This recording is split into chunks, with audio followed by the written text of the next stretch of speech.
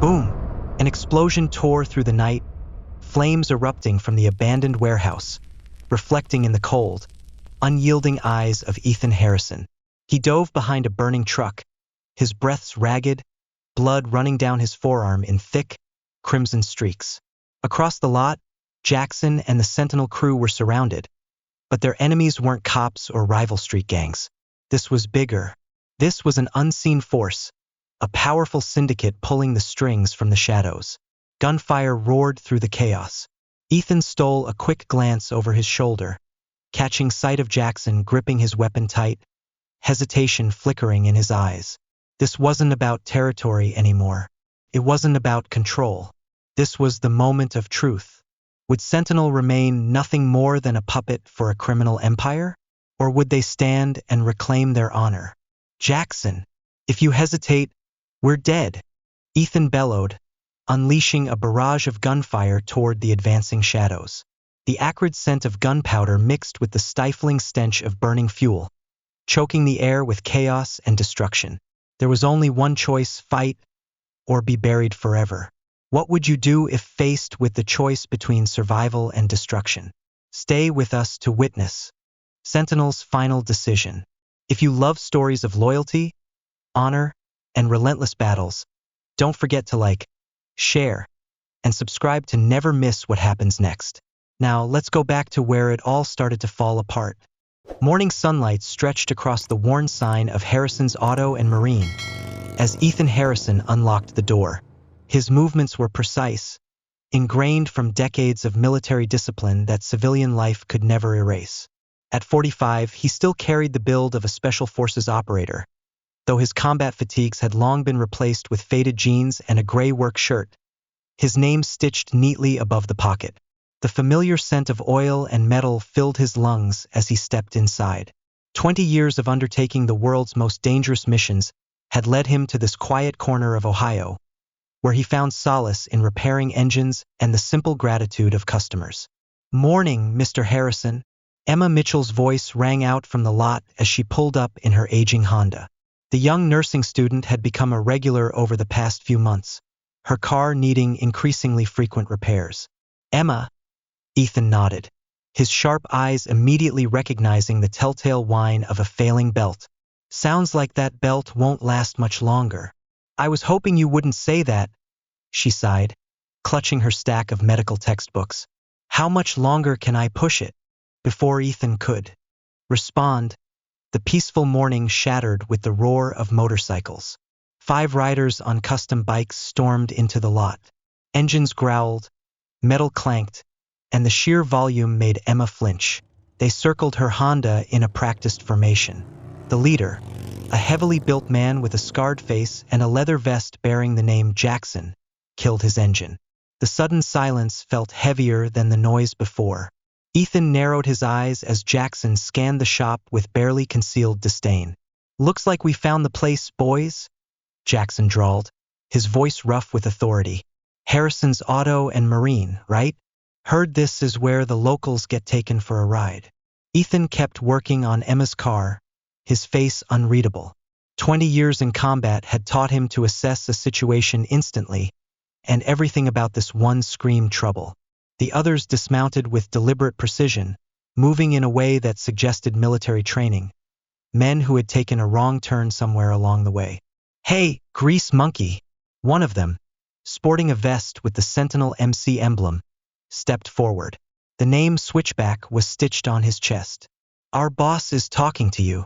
"I'm working with a customer," Ethan replied calmly, subtly shifting to position himself between Emma and the encroaching men. "There's a shop in Brunswick if you need repairs." Jackson laughed, a low, humorless sound. "Oh, we're not here for repairs, old man.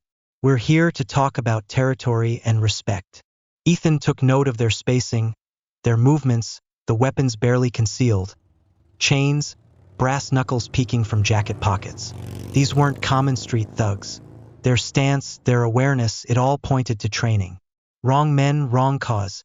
"Emma," Ethan said quietly, his voice steady, the same tone he once used to lead SEAL teams through hostile missions. "Go inside and call the police."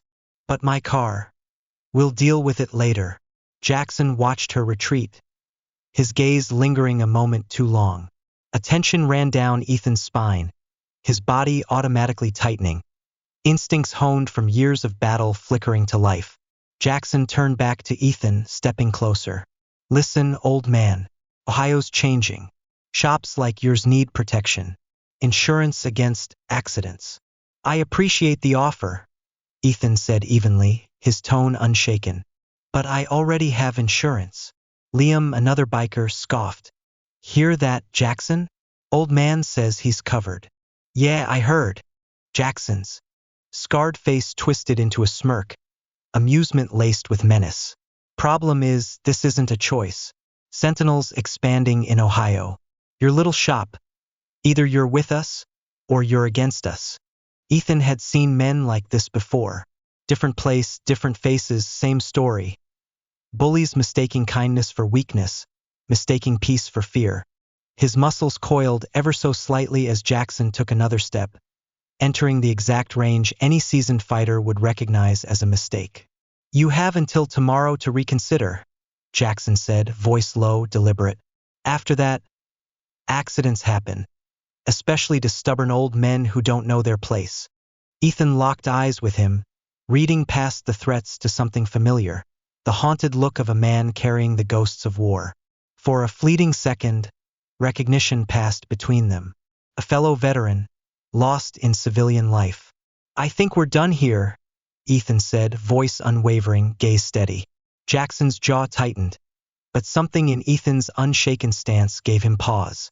He stepped back, still radiating menace, but creating distance. Let's go, boys, he spat. Old man needs time to think about his options. The motorcycles roared to life, sentinel riders peeling out, leaving a suffocating tension in their wake. The acrid scent of burnt rubber lingered in the air as they disappeared. Ethan watched them go, his mind already shifting beyond the immediate threat to the bigger picture. These weren't just criminals. Their discipline, their formation, their controlled aggression. It all pointed to ex-soldiers who had lost their way, men who had brought war home but never found their way back to peace. Emma stepped hesitantly out of the shop, her face pale, fingers gripping the doorframe. Mr. Harrison, I called the police. It'll be fine, he assured her, though his eyes remained fixed on the road where Sentinel had vanished. But I think it's time I made some calls of my own. The morning sun climbed higher over Ohio, and Ethan knew the quiet life he had built was about to be shattered. Sentinel had made their first move, thinking they had found an easy target. But soon enough they'd realize just how wrong they were. It wasn't because Ethan was a Navy SEAL, but because he understood what they were running from. War had followed them home, just as it had followed him. But the difference was, he had found a way to face his ghosts. Maybe, just maybe, he could show them a different path. But first, he had to survive what was coming. The next few days at Harrison's Auto and Marine passed in uneasy silence. Ethan kept to his routine, fixing cars and helping customers, but his honed instincts remained on high alert. The Sentinels hadn't returned after their initial threat, but their absence felt more like the calm before a storm than a retreat. Late one evening, as the setting sun cast deep amber hues across the shop walls, Ethan was finishing up paperwork when his phone buzzed. Emma's name lit up the screen. Mr. Harrison? Emma's voice trembled, each word catching in her throat. I think they're watching me. Those bikers from your shop. They've been circling the hospital parking lot my entire shift. Ethan's jaw clenched, his fingers tightening around the desk's edge until the wood creaked. Are you safe right now? I'm still inside the hospital. My shift ends in 20 minutes. Stay put. I'm coming to get you. Ethan grabbed his keys, memories of countless extractions flashing through his mind like a reel on fast forward. Different circumstances, same principles. Protect the innocent, neutralize the threat, maintain control. He had spent years refining these skills on battlefields across the world. Never did he think he'd need them in Ohio. The hospital parking lot was eerily quiet when Ethan arrived. Under the dim streetlights, he spotted 3 motorcycles lurking in the shadows near the employee entrance. Their riders sat on their bikes, eyes fixed on the doors like predators waiting for their prey. Jackson, Liam, and two others Ethan hadn't seen before. Ethan parked his truck in plain sight, making no effort to conceal his presence. The message was clear, he wasn't afraid. As he stepped out, Jackson's head snapped in his direction, recognition flaring in his eyes. "Well, look who showed up to play hero," Jackson called out, his voice echoing through the empty lot. "Bit late for a repair job, isn't it?" "I'm just here to pick up a friend," Ethan replied evenly, walking forward with slow, deliberate steps. "You boys should find somewhere else to loiter." The two other sentinels shifted, flanking Jackson as if bracing for a confrontation. Their hands drifted toward concealed weapons. Ethan noted every movement, every sloppy mistake.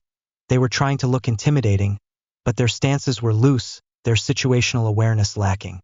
"Funny thing about friends," Jackson sneered, his smirk dripping with mockery. "They have a way of getting into trouble in this town." Jackson wanted Ethan to understand. Everyone he cared about, everyone he helped, was a potential target until he learned his place. Ethan stopped, squaring his stance. Something in his posture set off their instincts.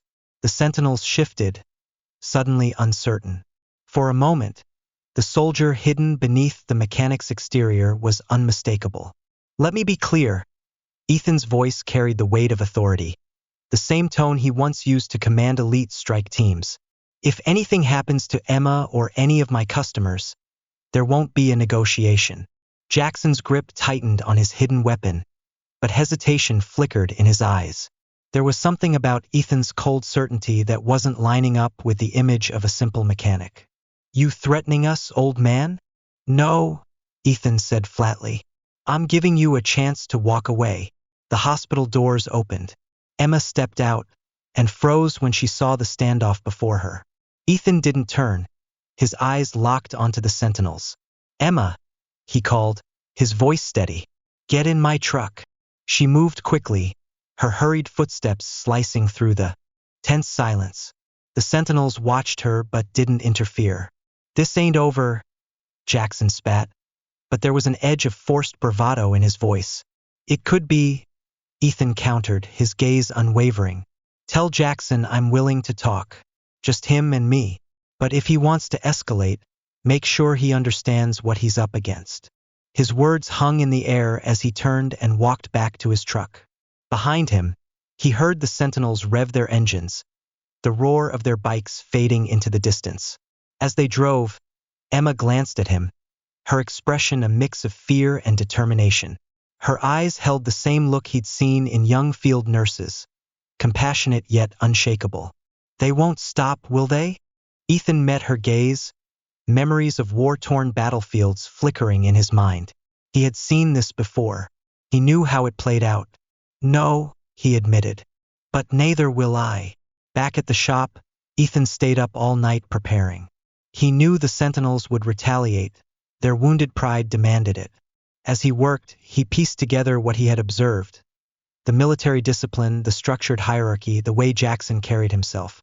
These weren't just thugs playing soldier. They were lost veterans. The next morning, the first sign of escalation appeared. When Ethan arrived at the shop, he found the windows smashed, tools scattered across the lot, spray painted across the front wall, in glaring red letters, "Final warning." Ethan took it all in with a quiet, measured gaze. His phone buzzed in his pocket. The number on the screen was one he hadn't used in a long time, one tied to a past he thought he had left behind. "Harrison." A familiar voice greeted him when he answered. "I assume you got my message?" "Loud and clear," Ethan replied. "Are you sure about this?" "Damn sure, Chief. These guys are vets too."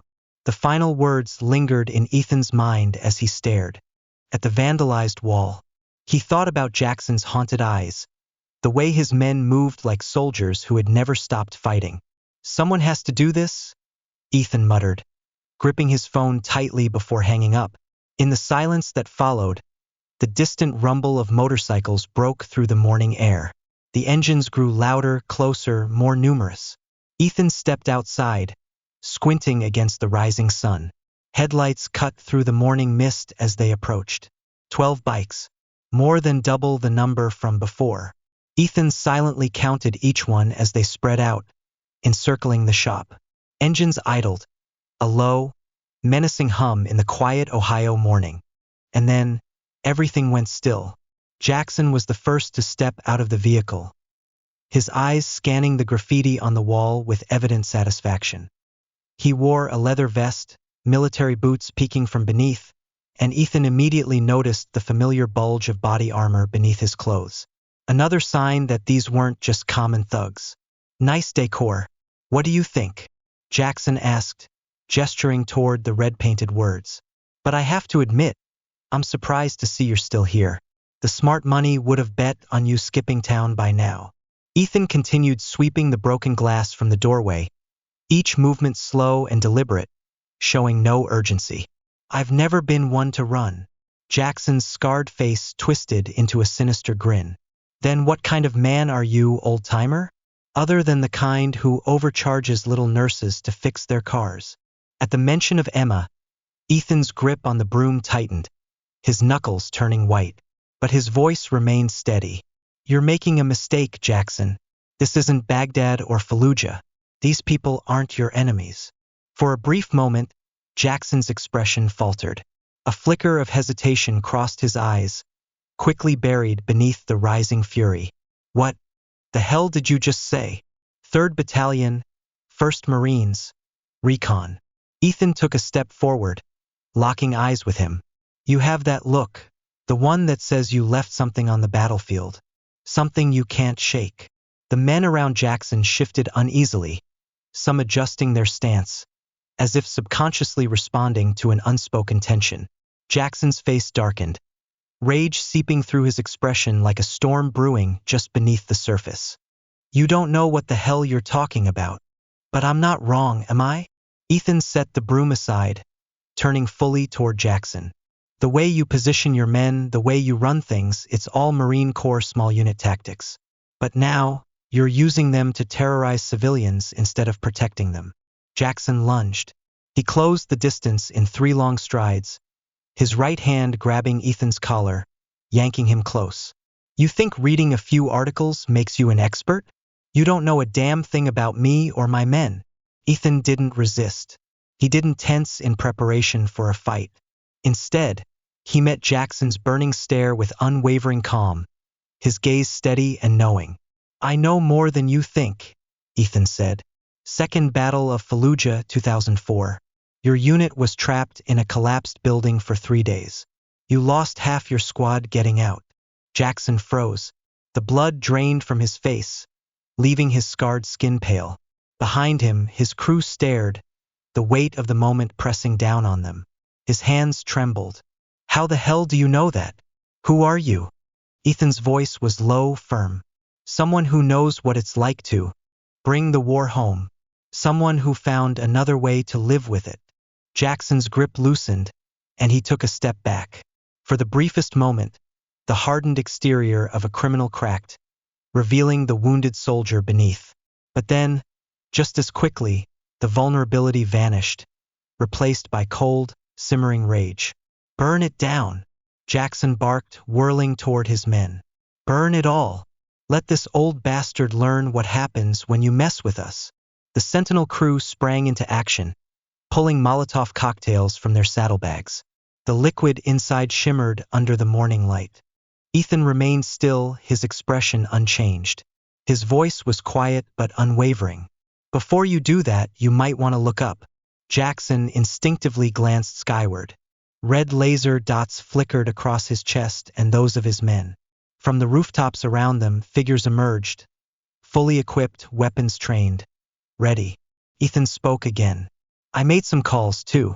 The difference is my people never forgot why they fought. They never lost their way. Jackson's jaw clenched, his fists balled at his sides. Son of a bitch. Ethan cut him off. Here's what's going to happen. Your men are going to set those Molotovs down. Then we're all going to have a conversation about what's really happening in Ohio. Because this isn't about territory or protection money. This is about soldiers who came home but never left the fight. Jackson's nostrils flared as he processed the words. Finally, he lifted a hand and signaled his men. One by one, they placed the Molotovs on the ground. Talking won't change a damn thing, Jackson muttered, though his voice had lost some of its earlier venom. Maybe not, Ethan admitted. But burning my shop down won't either. The war's over, Jackson. The only question is whether you're ready to stop fighting. Silence fell over the street. The only sound was the low rumble of idling motorcycles. Finally, Jackson spoke, his voice barely above a whisper. You don't understand what we've been through. Ethan met his gaze. Then tell me. The tension shifted. The figures on the rooftops descended, their movements smooth and disciplined. Men who had seen war, who had walked the same path. Jackson watched them approach, his eyes flickering with recognition. He knew that stance, that presence. You're not just a mechanic, Jackson murmured. No, Ethan admitted. I was a SEAL. But now, I'm just a guy who fixes cars, and maybe thinks it's time veterans helped each other instead of destroying each other. The sun had fully risen now, casting long shadows against the vandalized walls. In the light, the Sentinel crew no longer looked like hardened criminals. They looked like lost soldiers, clinging to a different kind of war because they didn't know how to live any other way. If I agree to talk, Jackson said carefully, my people walk. No cops, no charges. Agreed, Ethan nodded. But this ends here. Jackson glanced at his men, his eyes moving from face to face. They stood rigid, fists clenched, as if gripping something invisible. Ethan saw it clearly, the battle raging within them, the fight between the soldiers they had been and the criminals they had become. Stand down, Jackson finally ordered, his voice hoarse but firm. All of you head back to headquarters. Let me handle this. As the Sentinel men climbed into their vehicles one by one, Ethan noticed something he hadn't expected. Relief. The tension on their faces slowly faded, as if a burden had been lifted. These men hadn't chosen this life because they wanted to be criminals. They had chosen it because they needed structure, brotherhood, a purpose, things they had lost when they left the military. Maybe, just maybe, Ethan could help them find those things again without resorting to violence. There's coffee inside, Ethan said calmly as the last vehicle pulled away. We have a lot to talk about. Jackson nodded, his shoulders heavy as though he carried the weight of the world. As he stepped into the shop, the morning sunlight gleamed off the shards of broken glass. But inside that small room, something seemed to be rebuilding itself. Jackson stopped, his eyes landing on a framed photo of Ethan's fallen comrades. Why are you doing this? He asked, his voice rough, gaze still fixed on the picture. After everything we did, wrecking your shop, threatening your people? Ethan looked at him, his voice soft but unwavering. Because 20 years ago, someone did this for me when I was lost. And because every veteran who finds his way home makes the path easier for the next one. Morning light streamed through the fractured glass, highlighting the vandalized walls. But there, in that small office, amidst the ruin, something had begun to heal. I need time, Jackson said, his voice low, eyes clouded with contemplation. I need to talk to my people. Do it, Ethan replied. But remember, this offer isn't open-ended. You either help me turn this around, or my powerful friends will shut you down without hesitation. Those are the only choices left. Jackson gave a slow nod, his fingers brushing lightly over the photo one last time. Your team in Kahar, what were their names? Ethan answered, his voice steady but solemn. Matthew Torres, James Chun, Robert O.M., Ali William Jackson. I say their names every morning. It reminds me why I do what I do. Jackson murmured, his voice cracking. I have names like that too. As Jackson walked away, his boots crunched over the shattered glass. Ethan watched him go, a cautious hope stirring within him. The hardest part was still ahead. Convincing the Sentinel men to channel their brotherhood into something positive, to face the demons they had been running from. But for the first time since this ordeal began, Ethan saw something familiar in Jackson's eyes, the look of a warrior who had just glimpsed the road home.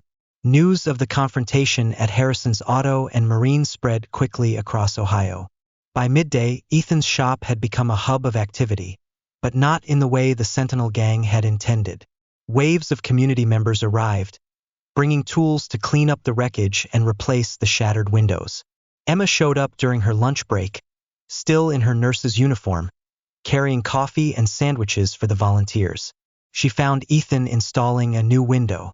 His movements were slow but precise, undeterred by the weight of the glass.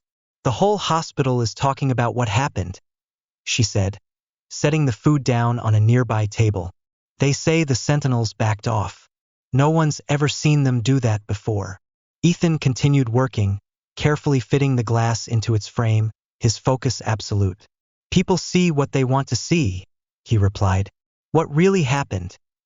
Before he could finish, the roar of a motorcycle shattered the quiet air. The volunteers around him tensed, eyes snapping toward the sound, some instinctively taking a step back. But it was just a lone rider. Tommy, Switchback Collins, one of the Sentinel's key members, pulled up at a cautious distance. Every movement he made was stiff, his body language uncertain, as though he wasn't sure he should be here at all. "The boss wants to talk," Switchback called out, his voice rough, his gaze avoiding direct contact with anyone. He remained by his bike, making no move to come closer. "Tonight, at the old factory." Ethan wiped his hands with a rag, studying the young man. Switchback couldn't be older than 28, likely straight out of the Marine Corps and right into the Sentinels. No transition, no decompression, just swapping one uniform for another. "Tell him midnight," Ethan said firmly. "And Switchback, just him. No one else." The young man gave a curt nod before swinging back onto his bike. The engine snarled as he sped away. Emma watched him disappear, her shoulders sagging slightly as if she had been holding her breath. "You're not really going alone, are you?" she asked, worry in her eyes. "Sometimes, trust has to start somewhere," Ethan said, his gaze still on the glass frame. "And I'm not going alone." As if on cue, two men stepped out of a parked car across the street. They moved with the unmistakable fluidity of highly trained soldiers. Former teammates of Ethan's, now serving as his silent backup. The rest of the day passed in a blur of work. More volunteers arrived, bringing tools and materials. Ethan's phone buzzed constantly with updates from his old SEAL network, feeding him intelligence on the Sentinels and their operations. By the time the sun dipped below the horizon, the shop was nearly restored. As the last volunteers packed up to leave, one of Ethan's former teammates approached, a tablet in hand. "Found something. You need to see this," Nate said, his voice low. "I ran a deep check on all the Sentinels. Most of them are vets, mainly Marines, a few Army. But Ray Liam, Jackson's right-hand man, his service record has gaps." Ethan scanned the data, his brow furrowing. "These deployment dates don't match the insignia he wears," he noted. "He's a fraud. He might be feeding Jackson false intel, pushing him toward more violence." "Does Jackson know?" "Doubt it," Nate replied. "Jackson has paperwork, just not the right kind. Only someone with deep access would spot the discrepancies."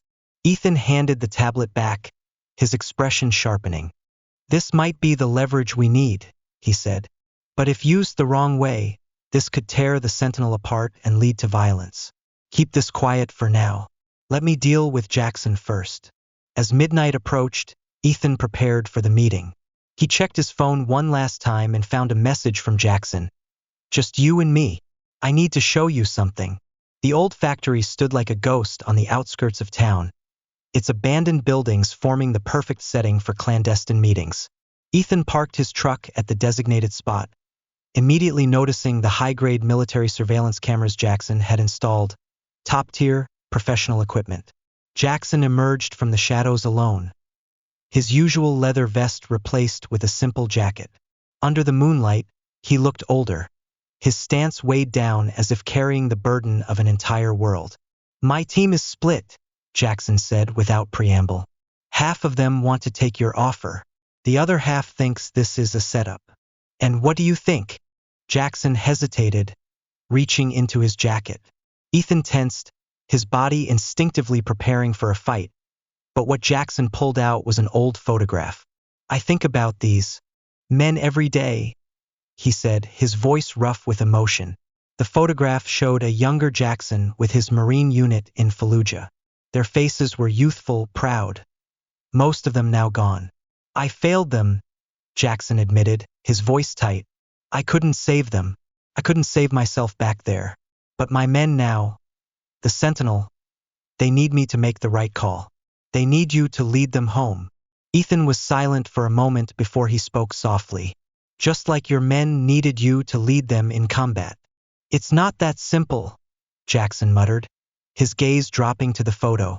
We have obligations, debts, people we answer to. The Foundation can help you cut those ties. A fresh start. But we need to move fast before someone makes a mistake we can't undo.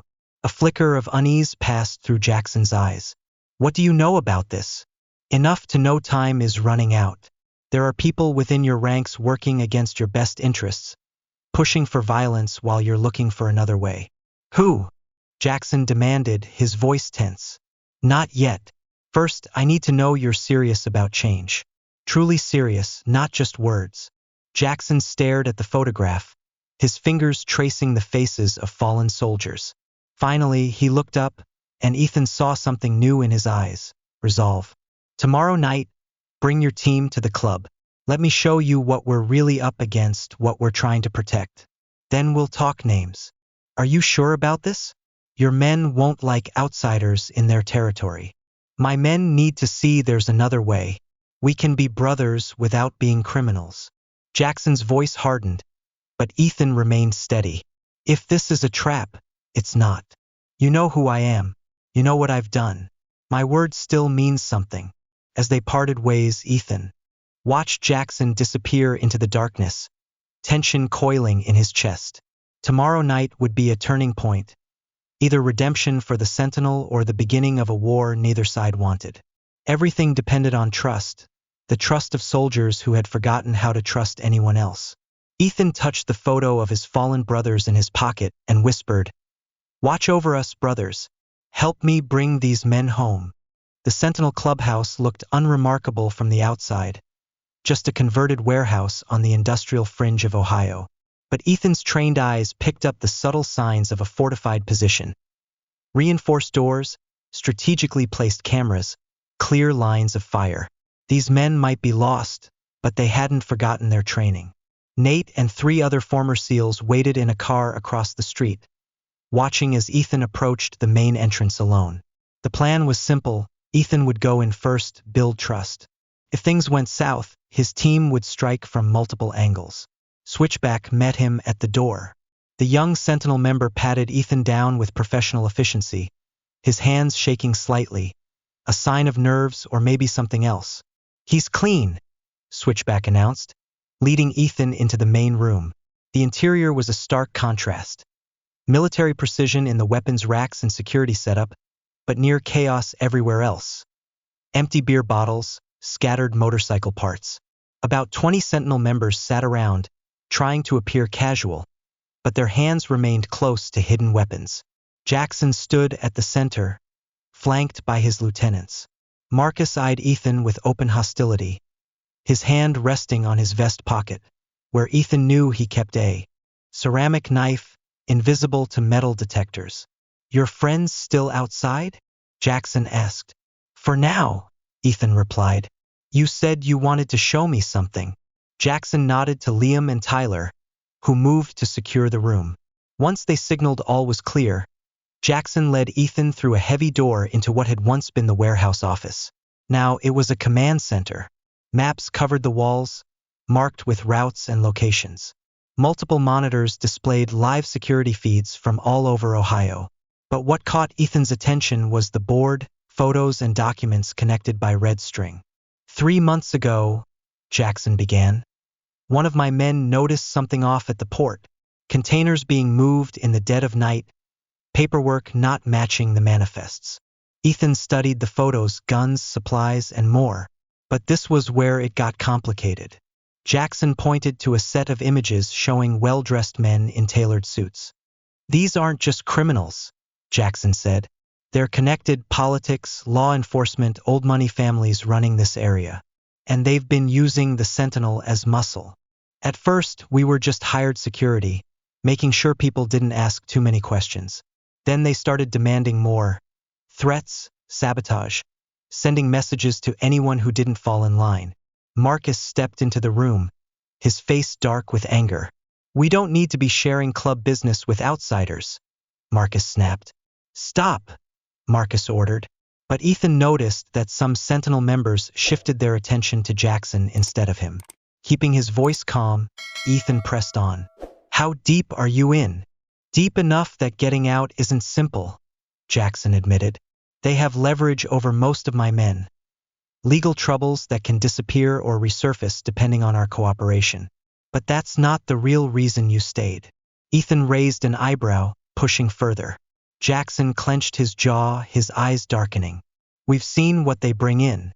Weapons, drugs, things that will tear this community apart. My men, we thought we could control it, minimize the damage, like the FUA." Ethan spoke quietly, trying to understand. Trying to shield civilians from forces beyond their control. "Don't twist this into some noble cause," Marcus cut in. "We're getting paid. We're free. That's all that matters." Ethan turned fully to Jackson, finally noticing the signs he had missed before. The way some of the other veterans subtly distanced themselves from him, the minor inconsistencies in his aura of confidence. "Interesting perspective from someone who never served in the FUA," Ethan murmured. "Or anywhere else." The room fell deathly silent. Marcus's head snapped toward his subordinates, confusion giving way to realization. "What the hell is he talking about? He's trying to divide us," Marcus growled, reaching for his knife. "This was his plan all along." "Your service records have holes?" Ethan continued, his voice steady despite the rising tension in the room. "Deployment dates don't match. Unit commendations don't exist. You lied to these men, led them into violence while pretending to be their brother." Marcus moved with surprising speed, his blade flashing, but Ethan was faster. Years of training took over. He stepped in, deflecting Marcus's strike while sweeping his leg out, sending Marcus crashing to the floor. The knife skittered away. "Stand down." Jackson's voice cracked like a whip through the room. Sentinel members had drawn their weapons, but their loyalty was fractured. Some aimed at Ethan, others at Marcus. "Check his right shoulder," Ethan snapped, pinning Marcus down. "Real Marines have a distinctive friction scar from their gear. Marcus didn't have the scar." Jackson stepped forward, yanking Marcus's vest and shirt aside. The unmarked skin told its own story. "You son of a bitch," Marcus gasped. "I can explain," Marcus started, but Jackson cut him off with a sharp gesture. "Tyler, Liam, lock him in the storage room. We'll deal with him later." As Marcus was dragged away, the atmosphere in the room shifted. Sentinel members exchanged uneasy glances, betrayal settling in. The fragile structure of their world had cracked. "Brotherhood built on lies," Ethan said into the silence. "Makes you wonder what else isn't what it seems." Jackson looked at the evidence board, his face haunted. "If they could plant someone that close," Ethan concluded, "you're not in control at all. You're being used, a blunt instrument while they keep their hands clean." The Sentinel men exchanged glances, their anger and unease growing. These were proud warriors, but they had been manipulated. Their brotherhood twisted into something they never intended. "What do we do?" Jackson finally asked, and Ethan heard the deeper question beneath it. Not just about tonight, but about everything that would follow. "First, we gather intel. Your board is impressive, but we need more. My team outside has resources, connections. We can identify the real players." Then Ethan's expression hardened. "And then we do what we were trained to do. Protect the innocent, eliminate the threat, and bring our people home." The words hung in the air, a promise or a prayer. The night was far from over, and the real battle had only just begun. Dawn found Ethan and Jackson in an unexpected place. The hospital cafeteria where Emma worked. They sat in a quiet corner, surrounded by exhausted morning shift medical staff, too drained to notice the strange duo. After the chaos at the club, They needed neutral ground to plan their next move. My men are watching Marcus, Jackson said, his coffee untouched. But he isn't talking. Whatever he knows, he's keeping it locked up. Of course he is, Ethan replied, his gaze lingering on the dark circles under Jackson's eyes. Men like him always broke eventually. The question was whether they could afford to wait. Before Jackson could respond, Emma appeared at their table, still in her nurse's uniform after the night shift, worry etched into her features. Mr. Harrison, remember that patient I told you about last week? The one with the unusual injuries. She glanced at Jackson, hesitating. Two men just came asking about him. They had police badges, but something felt off. Ethan sat up straighter, his full attention shifting to Emma. What agency? DA, Emma said. But they seemed more interested in who visited him than in his actual injuries. Jackson's grip on his coffee cup tightened, his hand trembling slightly. What was the patient's name? I can't. Emma hesitated. That would be a violation. Marcus, Jackson interjected. Early 20s, neck tattoo. Admitted with injuries that looked like a bar fight but were actually a beating. Emma's eyes widened. How did you know?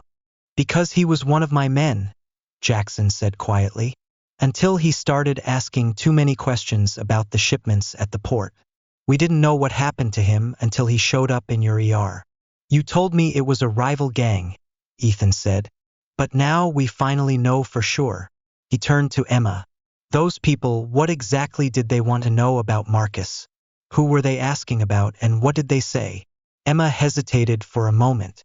Actually, Marcus was afraid of phones. He wouldn't let us call his emergency contact. Ethan and Jackson exchanged a glance. A veteran refusing to use a phone, either a sign of counter-surveillance training or sheer paranoia of being tracked. Where is Marcus now? Ethan asked. That's another thing.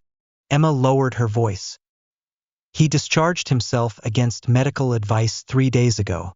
Just disappeared. Those people today, they seemed more relieved than concerned when I told them. Jackson shot to his feet, his expression resolute. I need to make some calls. Real ones, not the ones they've been monitoring.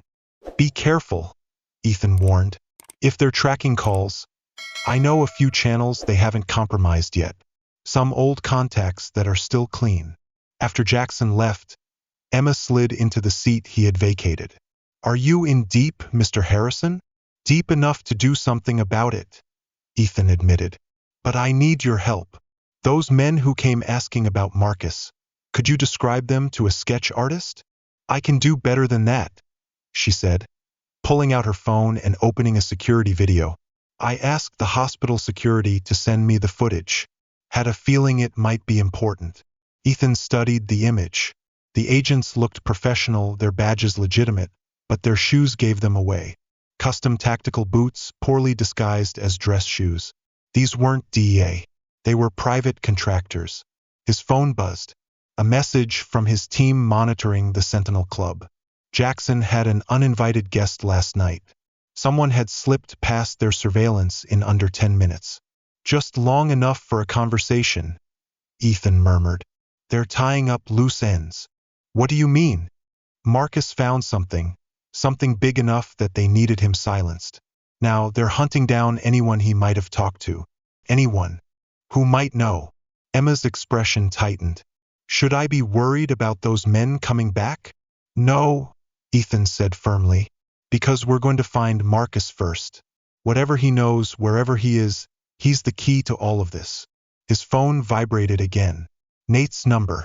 Harrison, there's movement at the docks. Big shipment coming in tomorrow night. Security rotations have changed. New faces, we don't recognize them. They're speeding things up. Ethan understood immediately. Whatever they're moving, they want it done before we can interfere. Emma touched his arm. Let me help. I can access hospital records. Track where Marcus might have gone for treatment. That's dangerous. And letting them operate unchecked in my city isn't? Her voice was steady. I became a nurse to help people. This is just another way to do it. Ethan looked into her eyes, seeing the same quiet resolve he had witnessed in battle. All right, But we do this carefully. The moment things get risky, you pull back. She nodded, already searching through her phone. Marcus had an unusual prescription, an anxiety med that's rare. Only 3 pharmacies in the county carry it.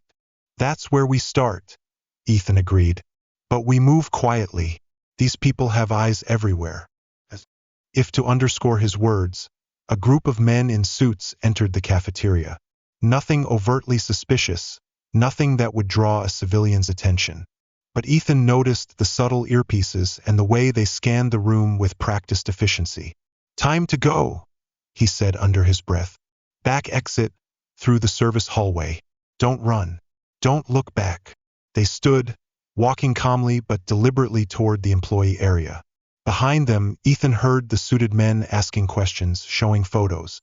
The net was tightening. His phone buzzed one last time. A message from Jackson. "Found him. Meet at the old church. Bring everyone." Things were moving fast now. Whatever Marcus had uncovered, whatever Jackson had been hiding, it was all about to come to a head. The only question was whether they could piece it together before someone got hurt. As they slipped out of the hospital, Ethan caught a glimpse of their reflection in the glass. A former SEAL and a young nurse, an unlikely pair caught in something far bigger than themselves. But sometimes the most important battles were fought by the most unexpected warriors. The old church stood abandoned on the outskirts of Ohio, its stone walls weathered by decades of coastal storms. Ethan's team arrived in staggered waves, taking different routes to avoid detection. By sundown, for Exis LS and 3 trusted Sentinel members had gathered in the dust-laden room. Jackson was the last to arrive, carrying a thick manila envelope. His face was pale, like he'd seen a ghost. "Marcus left this for us," Jackson said, spreading the documents across an old altar. A drop point only a handful of top veterans knew about. Ethan examined the contents, shipping manifests, photographs, financial records. "How deep does this go?" "All the way to the top," Jackson pointed to a photograph, a clandestine meeting at the docks. "That's the chief of staff for Senator Hendricks, and the man next to him? The Port Authority Director. They're not just moving weapons. They're using our port as a hub for something much bigger." Nate picked up a manifest, his expression darkening. "These serial numbers, these are military-grade weapons. The kind that vanish from bases and reappear in conflict zones." "It gets worse," Jackson continued. "Marcus found proof they're using veteran-owned businesses as fronts. Legitimate operations, taken over through blackmail or coercion. They're targeting veterans, especially ones with the skills to move sensitive cargo and the credibility to avoid suspicion." Ethan's jaw tightened. "And now that Marcus blew the whistle, they're eliminating anyone who knows. We don't have much time. That's why they needed Sentinel. You weren't just muscle, you were cover. A veteran motorcycle club providing security doesn't attract attention the way private contractors do. And Jackson? He was their insurance policy." "Exactly," Liam added. "They planted him to keep us in check, to push us deeper in." Emma, who had insisted on coming despite Ethan's objections, was flipping through a medical report in the stack of documents. "The wound patterns in Marcus' file match 3 other cases I've seen. Veterans who came in with injuries they claimed were accidents." "How many businesses have been compromised?" Ethan asked. Jackson pulled out a map, red dots marking various locations. "At least 12 in Ohio alone just this year. Trucking companies, security firms, even a few warehouses. All veteran-owned. All taken over in the past 12 months. They're building an infrastructure." Ethan saw it clearly now. "They're using our own people against us. Against everything we fought for." A noise outside the door made everyone freeze. Nate moved to the window, his motions smooth and silent. "Vehicle incoming." "Black SUV. Tinted windows," Liam confirmed from another window. "They're setting up a perimeter." Ethan calculated quickly. The church had 3 exits, but the surrounding area offered little cover. They were about to be boxed in. "Emma," he said calmly, "there's a cellar downstairs. Prohibition-era tunnel leads out to the docks. Take the documents and find Marcus." "I'm not leaving." "This is your mission now," Ethan continued. These files are everything. If we get taken, someone out there needs to know the truth. Jackson signaled one of his men. Tyler, go with her. Keep her safe. The sound of engines idling became more distinct through the stained glass windows. They could see headlights closing in from multiple directions. They must have tracked one of us, Liam said, checking his weapon. Jackson's voice was ice cold. We missed something. Jackson talked. He continued, face unreadable. He knew about this place. He knew it was our fallback point. Ethan's mind raced. 6 battle-hardened soldiers against an unknown force. Bad odds. A vulnerable position. But they had one thing the enemy didn't, nothing left to lose. Nate, Liam, take high ground in the bell tower. Pick your shots, make them count. The rest of us split between the main floor and the basement. Force them to divide their attention. Ethan ordered, his grip tightening around his rifle. Nate let out a dry chuckle, a razor edge to his tone. Just like old times. Rules of engagement? Jackson asked, voice low. They're here to wipe us out. No witnesses. We respond accordingly, Ethan said. Emma and Tyler had already disappeared into the cellar with the files. Outside, car doors slammed shut. Then came the sound of boots crunching gravel. Calm, professional, a strike team taking position. Jackson turned back, meeting Ethan's gaze. No matter what happens, remember we're fighting for something bigger than ourselves. He checked his weapon, the familiar calm settling over him. For Marcus. For every veteran they used and discarded. A voice rang out from outside, amplified through a bullhorn. The building is surrounded. Come out with your hands up. This is your only warning. Ethan moved swiftly into position. Decades of training took over. Nate's voice crackled over the radio. 12 Tango spotted. Additional backup incoming. All heavily armed, military precision. They're not here to make arrests. Jackson added, this is a cleanup operation. Then let's make them pay for it, Ethan said. Seconds later, a flashbang grenade shattered the window, flooding the room with blinding light. But they were ready. Years of combat experience, SEALs and Marines alike, had conditioned them to thrive in chaos, to turn confusion into a weapon. The ancient stone walls, once echoing with hymns, now thundered with gunfire. From behind a heavy wooden pew, Ethan spotted the first breach team through the shattered glass. Their movements were flawless, disciplined. No doubt former military. 2-man teams moving in sync, clearing angles with mechanical precision. Nate's voice cut in over the comms from the bell tower. Second team approaching from the east. MP5S, suppressed. Heavy tactical armor. Liam here, another voice chimed in. They're setting up kill zones at every exit. These guys know their shit. Jackson broke into the tactical chatter, his voice colder than before. Jackson talked. It had to be him. He knew this place was our fallback. Ethan processed rapidly. 6 seasoned. Operators against overwhelming odds, a compromised position. But they had one advantage the enemy didn't. They were already dead men walking. Nate, Liam, take the high ground. Choose your targets wisely. The rest of us will split up. Force them to spread their focus. Ethan ordered. Nate smirked, steel in his voice. Like old times. Jackson turned to Ethan, voice steady. We fight for something bigger than ourselves. A car came to a stop, different from the others. A man in a suit stepped out. Ethan glanced through the shattered window. The man stood out among the tactical teams, older, exuding the authority of a commander. Something about him felt familiar. I know him, Jackson whispered, tension in his voice. His shoulders tensed, his eyes widening in fury. Colonel James Harrison.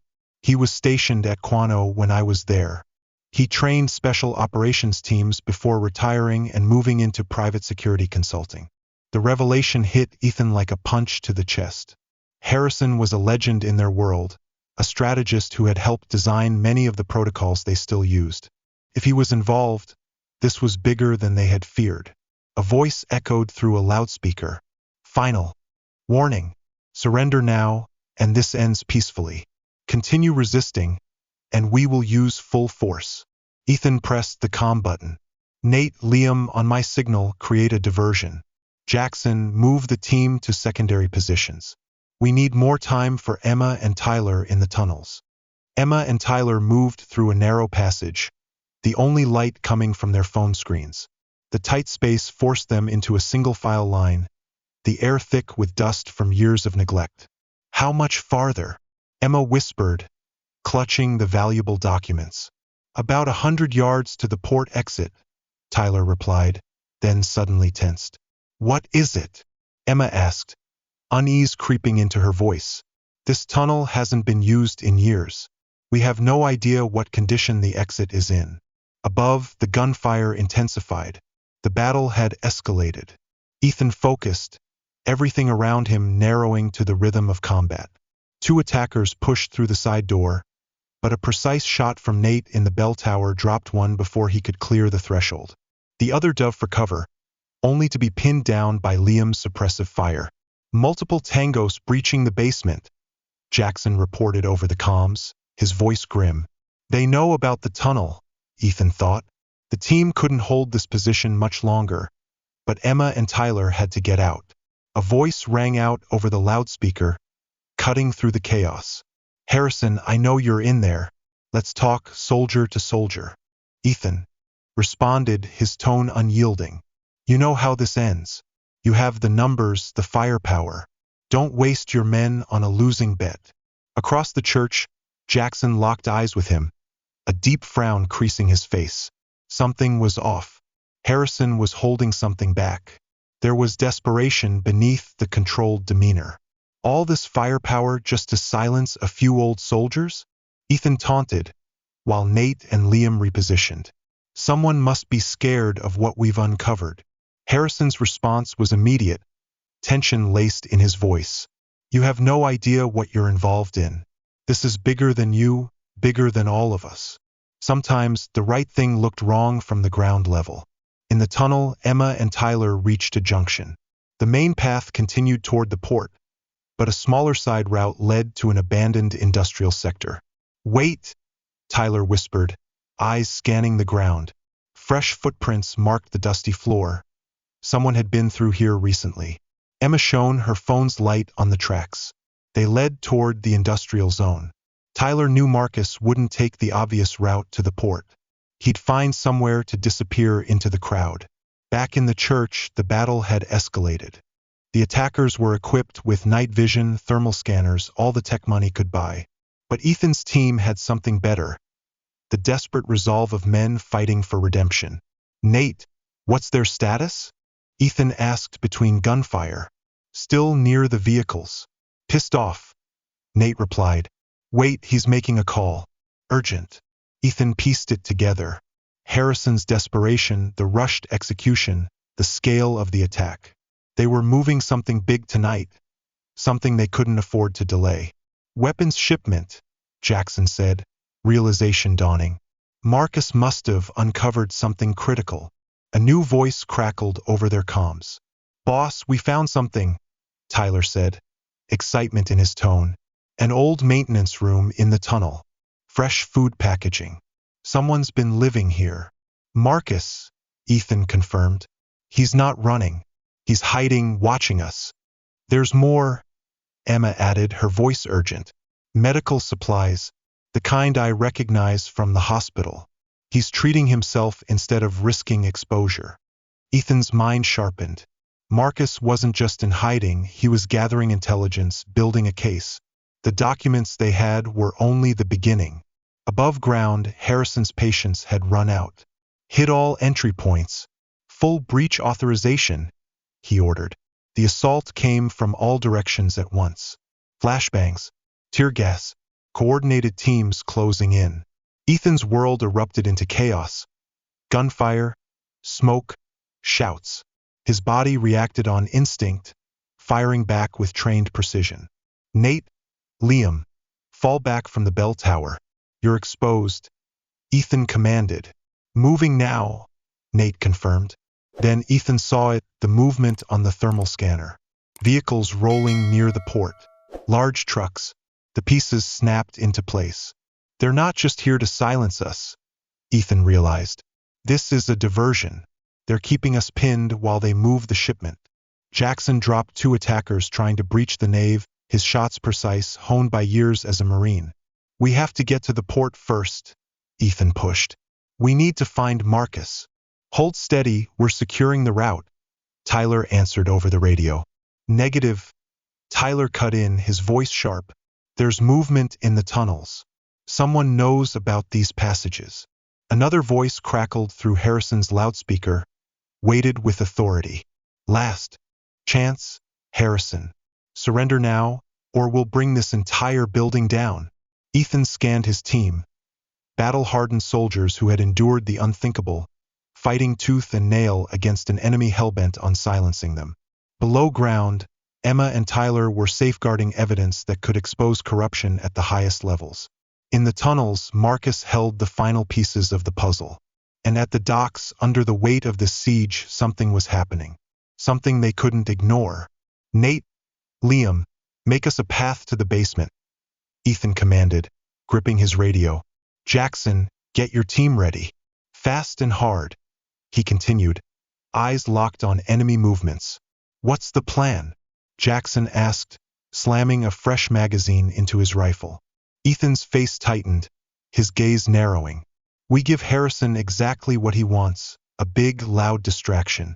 But first, he hesitated, then keyed his radio. Emma, Tyler. The schematics show a maintenance vent leading to the old factory complex.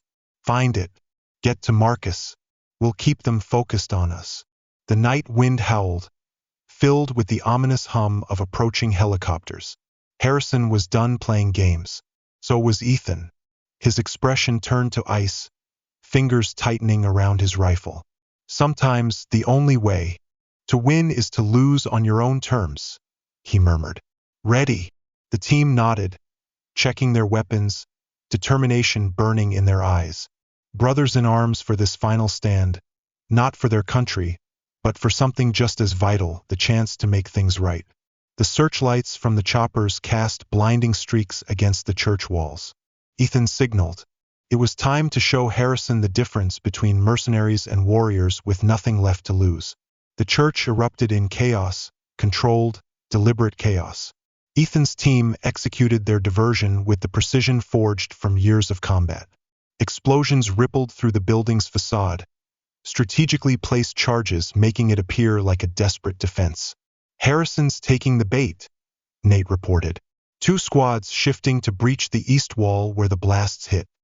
Emma and Tyler wasted no time, slipping into the maintenance vent and tracking Marcus trail deeper into Ohio's forgotten underground infrastructure. Hold up, Tyler whispered, raising a clenched fist, the universal military signal to stop. A faint glow seeped from beneath a rusted door. Someone was inside. Above ground, Ethan led his team in a pre-planned retreat, ensuring it looked just messy enough to be convincing. Harrison's squads pursued aggressively, exactly as expected. But something was off in their movements. They're hurting us, Jackson muttered, crouching behind a stone pillar. They're keeping us away from the docks. Ethan saw it too. The enemy's fire wasn't meant to eliminate them. It was steering them in a single direction. They don't want us dead, Ethan realized. They want us trapped. Emma heard voices ahead. Heated. Urgent. She and Tyler crept closer, just enough to make out the words. The shipment can't be delayed, a familiar voice snapped. Do you have any idea how many strings I had to pull to get this window? Jackson. Sean exhaled sharply, recognizing his old comrade. But who was he talking to? A second voice replied, cultured and impatient. Your timing means nothing if Harrison's team exposes everything. Back at the church, the fight escalated. Harrison's men breached from multiple angles, forcing Ethan's team into a scattered defense. Ancient stone walls absorbed bursts of gunfire as shadows flickered under the harsh beams of helicopter searchlights. Peering through his scope, Ethan's muscles tensed. Liam, I have eyes on something interesting, Ethan relayed over comms. Harrison keeps checking a secure phone every 3 minutes. like he's waiting on confirmation. Ethan nodded to himself, piecing it together. Something's happening at the docks. Something big enough that Harrison can't afford to stall. Underground, Emma and Tyler reached the makeshift command center. Jackson stood with two men in expensive suits. But what caught their attention most was the figure bound to a chair, Marcus. "Your investigation is causing problems," one of the suited men told Marcus. "We need to know who else has seen your evidence. Who else knows about Project Echo?" Marcus' face was bruised, but his eyes remained defiant. "You're too late," he rasped. "The truth is already out." The second man smirked coldly. "Because right now, your friends are walking into a trap that will discredit everything you've uncovered. Veterans attacking federal agents. The media will run with it. Your evidence will be dismissed as conspiracy." Emma gripped the files she carried, her stomach twisting in realization. This wasn't just about silencing them. It was about destroying their credibility. Above ground, Ethan's team had been pushed back to their last defensive point. The church's underground passage was their only escape route. But Ethan had no intention of using it. A heavy dread settled in his chest as he turned his gaze toward the docks. "Nate, what's happening at the port?" Ethan demanded, gripping his rifle. "A lot of container trucks moving," Nate reported. "Military escort. Looks legit. They're using this chaos as cover for something bigger," Jackson muttered, voice edged with bitter understanding. "Clean paperwork. Fake clearance. Looks untouchable." Jackson's phone buzzed. A voice crackled over the comms, slicing through the fog of war.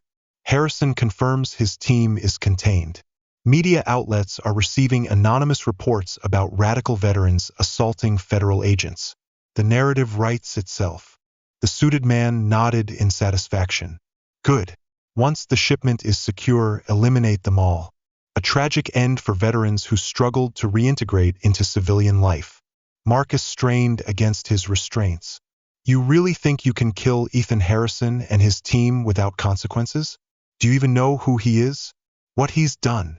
Jackson sneered. "A mechanic who fell, pretending to be a hero. He's nothing." Marcus squinted. "He's a legend. One of the most decorated SEALs in history. His real record is classified to the point that you can't even access it. Do you really think the games you're playing can compare to the missions he's carried out?" Emma saw Tyler stiffen, his body taut, ready to intervene at any moment. But she held his hand tightly, shaking her head. They needed more information, a better understanding of the scale of what they were facing. Inside the church, Ethan reached the same conclusion. "Nate, I need everything visible about those containers. Markings, serial numbers, anything. Can't get close enough for details, but wait." Nate's voice sharpened. "One of the trucks just had an issue loading, the container shifted. I can see it now. Ethan, these aren't weapons. These are refrigerated containers." The pieces of the puzzle began falling into place. Specialized transport, limited time, a need for a legal front for the transactions. This wasn't just about weapons or drugs. "Biological weapons," Ethan murmured, his voice tense. "They're using veteran-owned businesses to transport biological weapons." "Oh my God!" Jackson spat out, his voice full of fury. "That's why they need everything to look legal. One inspection, one real customs check, and it all falls apart." Ethan concluded, briefly closing his eyes before sighing. "Harrison's not just running a smuggling operation. He's part of something that could kill thousands of people." Underground, the man in the suit continued speaking, filling in the final pieces of the puzzle. "Project Echo represents years of development, weapons targeting specific genetic markers, a virus designed to decimate entire populations while leaving infrastructure intact. A perfect military solution, and you're selling it to the highest bidder." Marcus spat on the ground, his voice dripping with contempt. "You're ensuring America's enemies will think twice before challenging US. This threat alone is worth billions. And thanks to patriots like Jackson, we can ship the product without anyone looking too closely. Who would suspect decorated veterans of trafficking biological weapons?" Emma had heard enough. They needed to get this information to Ethan, but as she turned to retreat, she accidentally kicked a piece of debris. The sound echoed through the tunnel. Jackson's head snapped in their direction immediately. "We have guests." The man in the suit drew his gun, giving orders. "Find them, leave no witnesses." Above ground, Harrison's voice blared through the loudspeakers. "Final warning. Harrison, surrender now, or we will move to lethal force." Ethan quickly pressed the radio button one last time. "Emma, Tyler, report in." The signal was scrambled. Only the sounds of gunfire from the battle could be heard. Cut off from his team and with time running out, Ethan had to make a decision.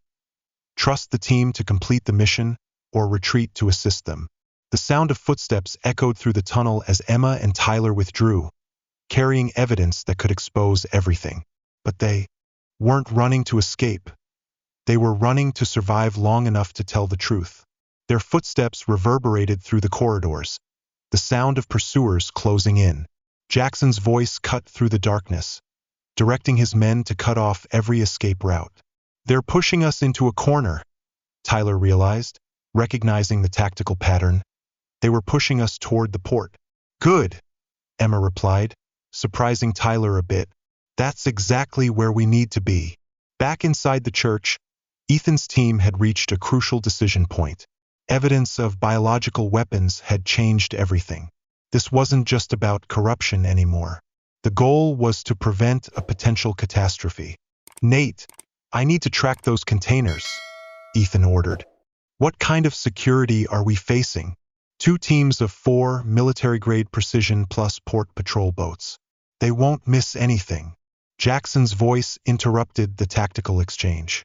"Ethan, Liam just picked up something over the radio. They're loading the containers onto a Chinese cargo ship. We have less than 30 minutes before it leaves port." Ethan felt his head spinning, calculating options in his mind. They were trapped inside the church, Emma and Tyler were out of contact, and somewhere in those tunnels, Marcus was holding critical information about Project Echo. Too many variables, too many ways for things to go wrong. One of DRS' men called "Boss." A voice came through. "You need to see this." They looked at a tablet screen, a live broadcast. The story was starting to spread.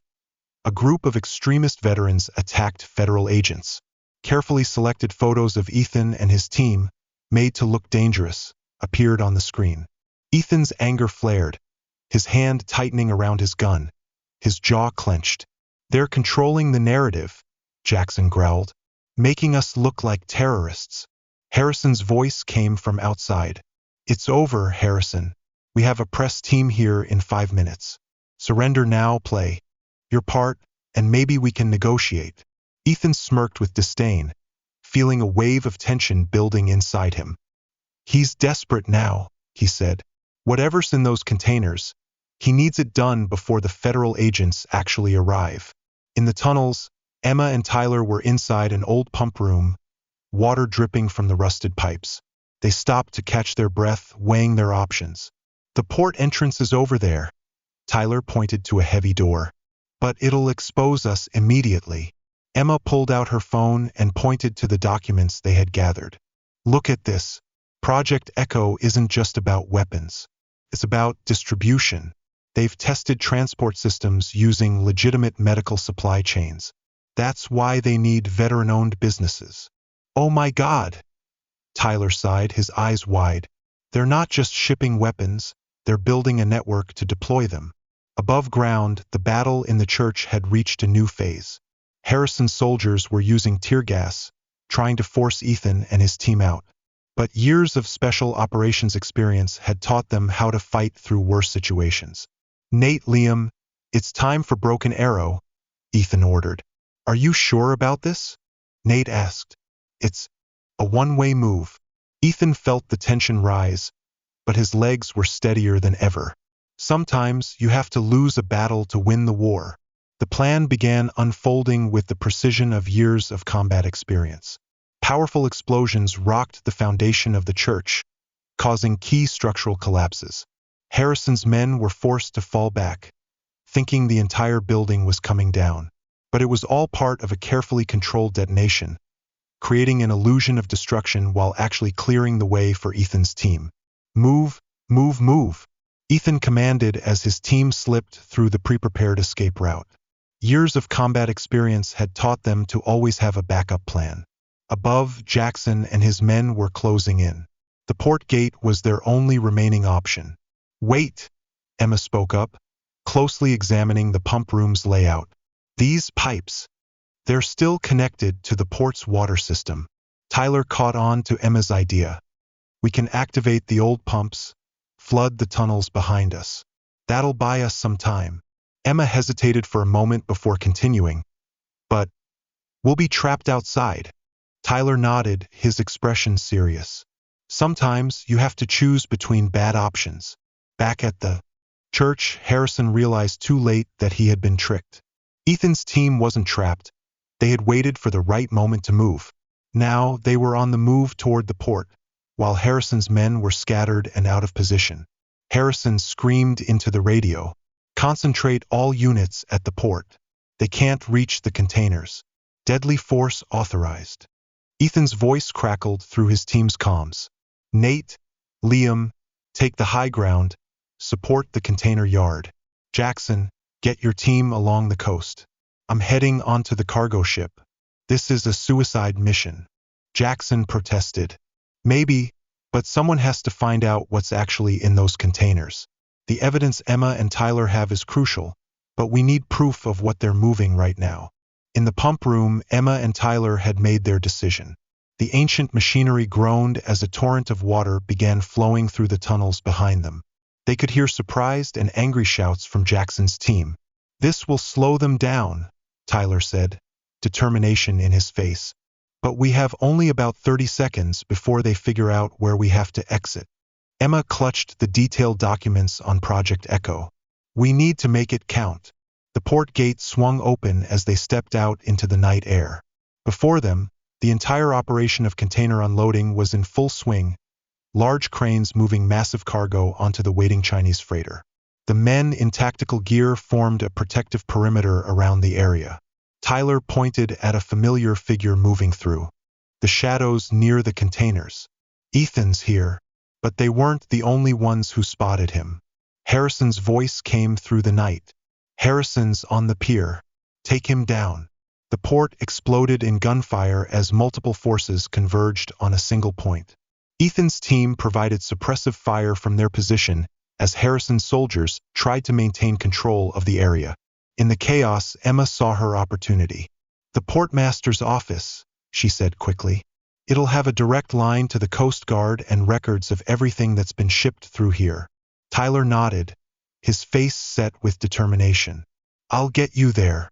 Near the freighter, Ethan had reached the container staging area. The refrigerated units hummed ominously as he inspected the shipping labels. Everything seemed legitimate, medical supplies being transported to research facilities.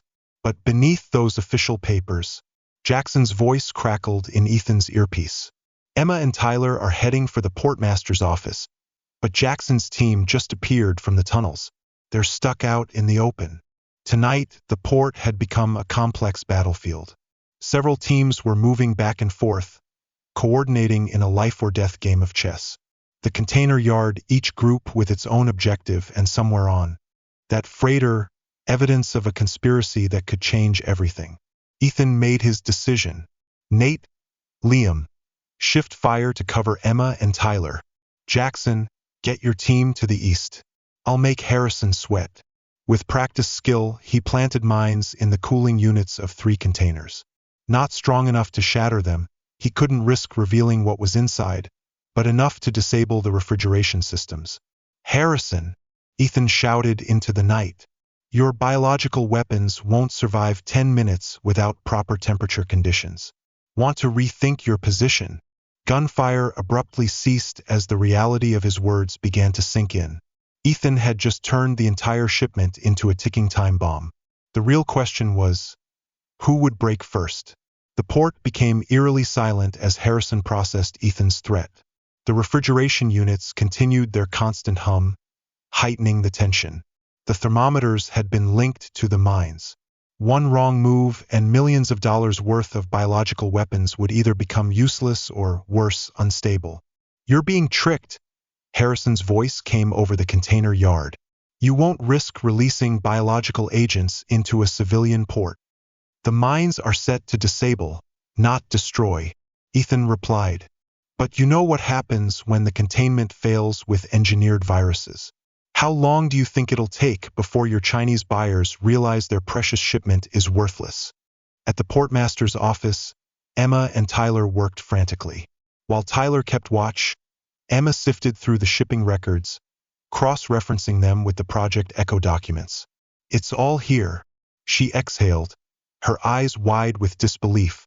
Every shipment, every front company. They've been moving components through different ports, using veteran-owned businesses as cover. Ohio was just the final assembly point. How deep does this go? Tyler asked, his eyes still scanning through the window as more groups moved in the shadows. The military intelligence agencies, private contractors. Emma suddenly stopped when her hand touched a document.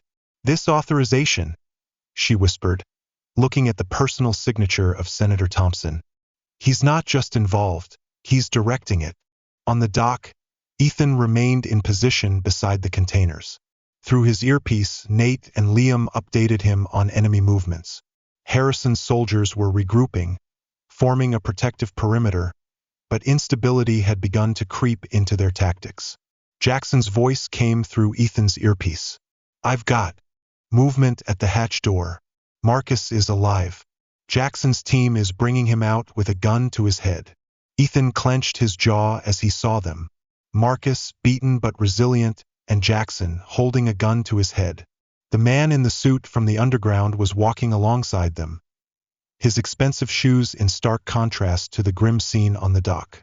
What an interesting situation you've created, Mr. Harrison, the suited man said, his voice carrying the tone of a wealthy individual with an Ivy League education.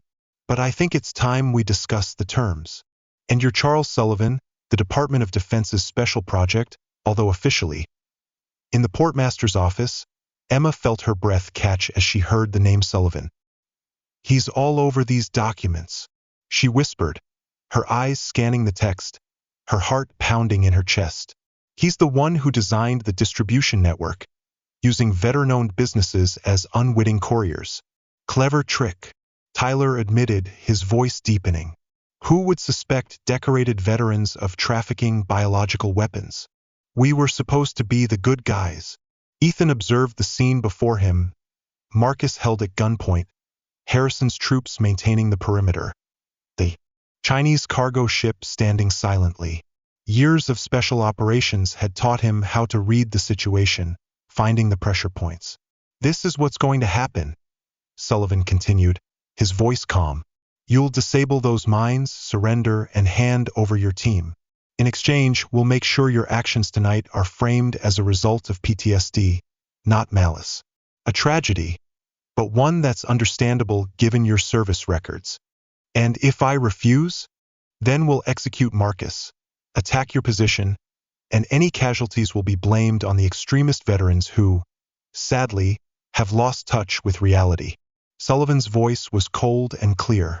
The public is already buying that story.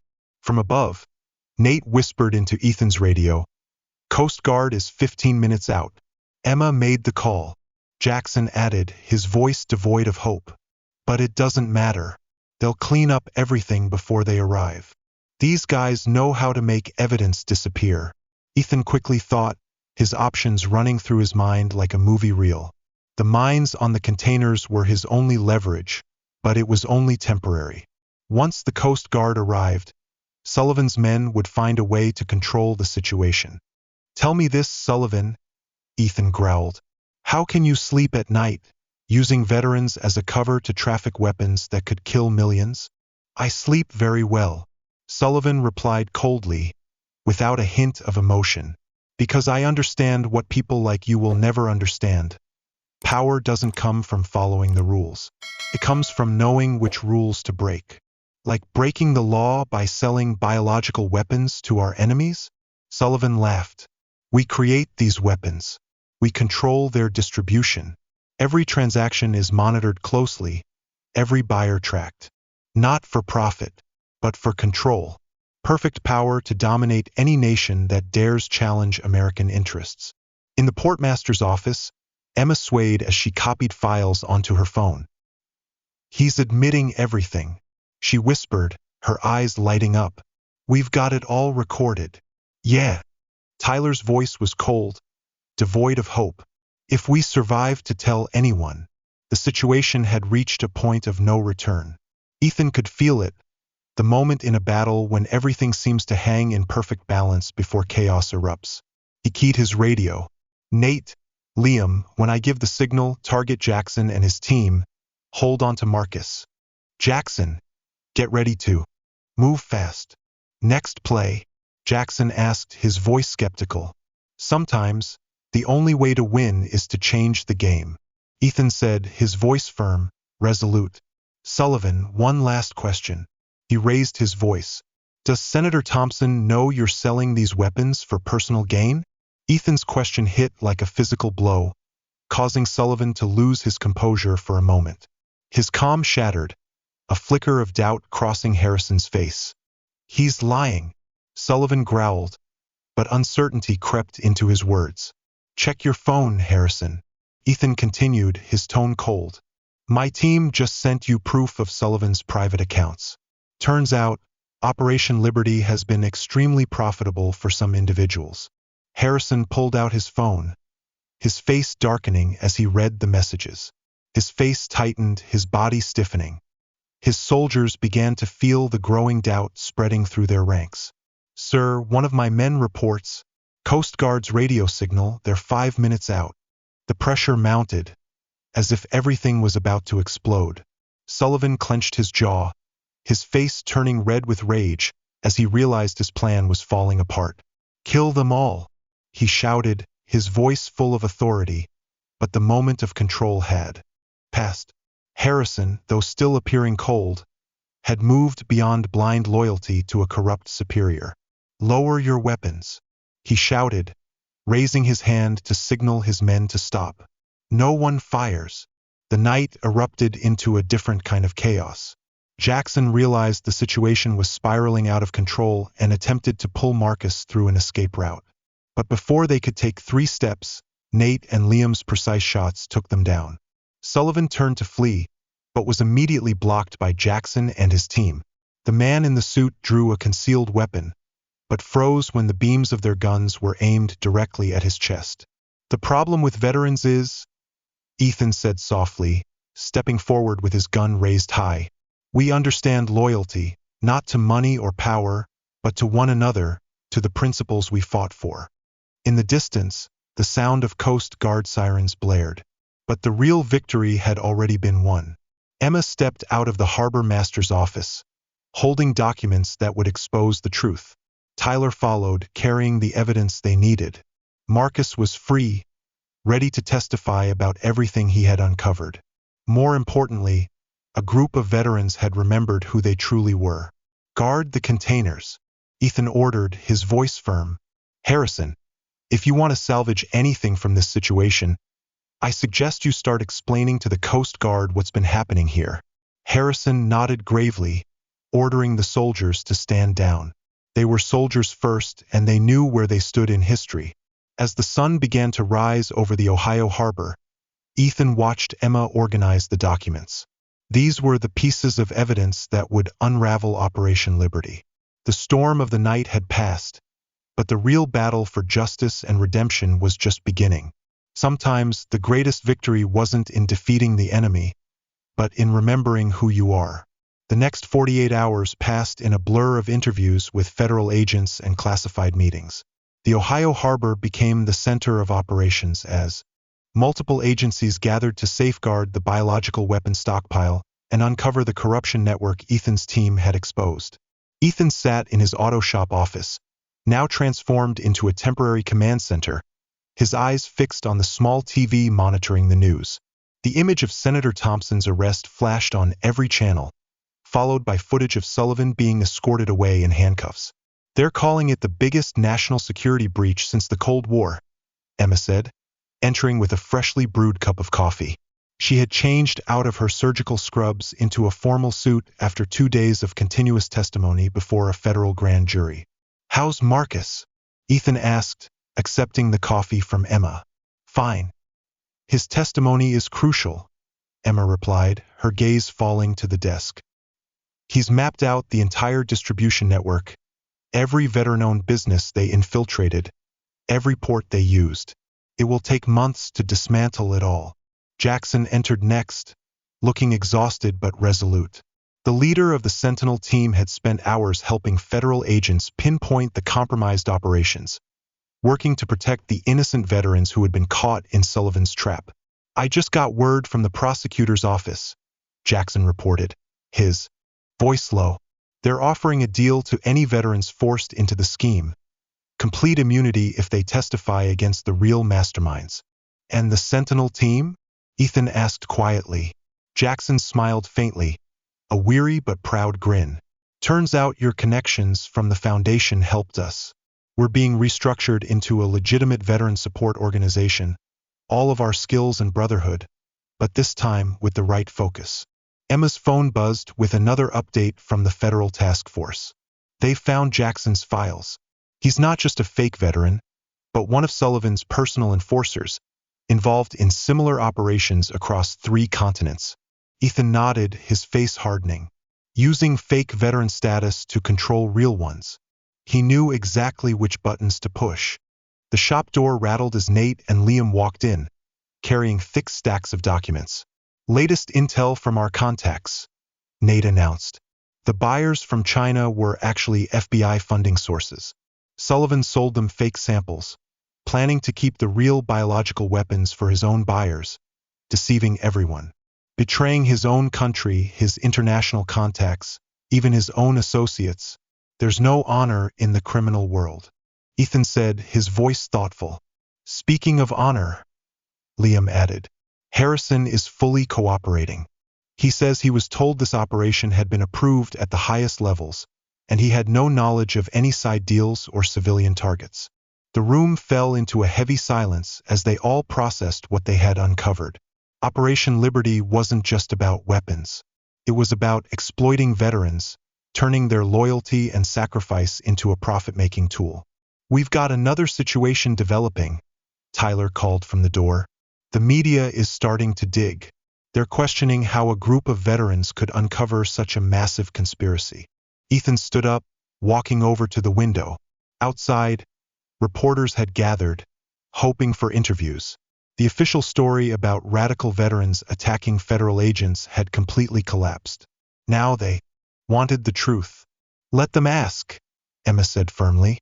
"The truth needs to come out, not just about Operation Liberty, but about how this system has failed veterans and driven them to the edge."